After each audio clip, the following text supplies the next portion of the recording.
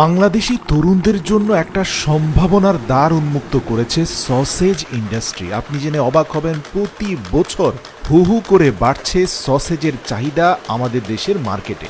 যদিও আজ থেকে 10 বছর পূর্বেই উন্নত বিশ্বে মানুষের দৈনন্দিন খাদ্যের একটা গুরুত্বপূর্ণ অংশ দখল করে রেখেছিল সসেজ। আপনি যদি তরুণ হয়ে থাকেন এবং নিজেই কিছু করতে চান, তাহলে হাতে গোনা মাত্র 2টি থেকে 3টি যন্ত্র ব্যবহার করেই এই ইন্ডাস্ট্রিতে নিজের অবস্থান শক্তপোক্ত করে নিতে পারেন।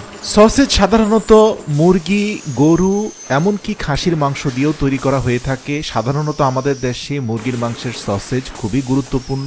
তো যাই হোক, সসেজ উৎপাদনের সর্বপ্রথম ধাপ হচ্ছে মুরগি, গরুর স্থূল মাংসকে এনে গ্রাইন্ডার মেশিনে রাখতে হবে। সেখানে তীব্র গ্রাইন্ডিং এর মাধ্যমে সেই মাংসগুলোকে মিহি করে নিচে ফেলা হয়। এই ধাপে মাথায় রাখা হয় মাংসের আঁশগুলোকে যতটা ভেঙে ফেলা যায়, যতটা গুঁড়ো করা যায়, ততই পরবর্তী ধাপে এটার মিক্সিংটা ভালো হবে। এরপরে আমরা দেখতে পারি 0 ডিগ্রি সেলসিয়াস তাপমাত্রার নরম প্রকৃতির বরফের টুকরোর সাথে এই মাংসগুলোকে খুব ভালোভাবে মেশানো হচ্ছে। সাথে সংযুক্ত করা হচ্ছে মজাদার সসেজ মশলা এবং প্রয়োজন অনুযায়ী মেয়োনাইজ।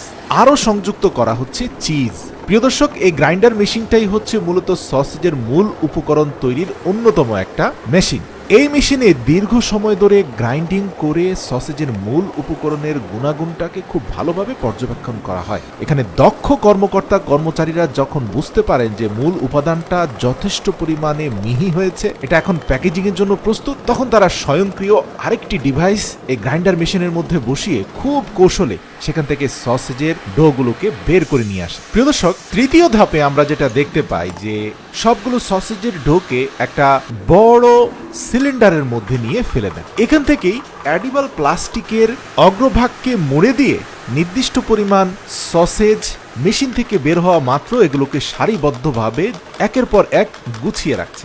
মোটামুটি এই মেশিন দিয়ে 100টি সসেজ বের করতে মাত্র 2 মিনিট সময় লাগে। তো এই গ্রাইন্ডিং মেশিনের আরেকটি গুরুত্বপূর্ণ অংশ হচ্ছে, যে সকল কাস্টমাররা স্পাইসি সসেজ পছন্দ করে তাদের জন্য আলাদাভাবে কাঁচা মরিচের মিক্সার সংযুক্ত করা হয়। এরপরে আবার সেই মোড়গুলোকে এনে আবার নতুন করে সসেজ তৈরি করা হয়। মনে রাখতে হবে যে এই সসেজের প্যাকেটের উপরে স্পাইসি কথাটা লেখা থাকবে। এরপরেই কিন্তু এই নরম আকৃতির সসেজগুলোকে একটা স্টিম রুমে নিয়ে যাওয়া হয়, যেখানে দীর্ঘ 15 থেকে 20 মিনিট পর্যন্ত হালকা আঁচে গরম পানির ভাপ অনবরত চলতে থাকে। স্টিম রুম থেকে বের হওয়ার পরে আপনি দেখতে পারবেন যে সসেজগুলো যথেষ্ট শক্তপোক্ত হয়ে গিয়েছে। এই যে সসেজটা দেখতে পাচ্ছেন, এটা আগে নরম ছিল, এখন ভাঙার পরে আপনারা দেখতে পাচ্ছেন এটা শক্ত হয়ে গেছে। এখানে একটা তথ্য আপনাদেরকে দিয়ে রাখি, সসেজের মূল উদ্দেশ্য ছিল মাংসের প্রোটিন যেন আপনি খেতে পারেন, কিন্তু দাঁতের ফাঁকে মাংসের আঁশ না আটকে যায়। প্রিয় দর্শক, চূড়ান্ত ধাপে প্যাকেজিং এর পূর্বে আমরা দেখতে পাই প্রত্যেকটা সসেজকে একটা মেশিনের মাধ্যমে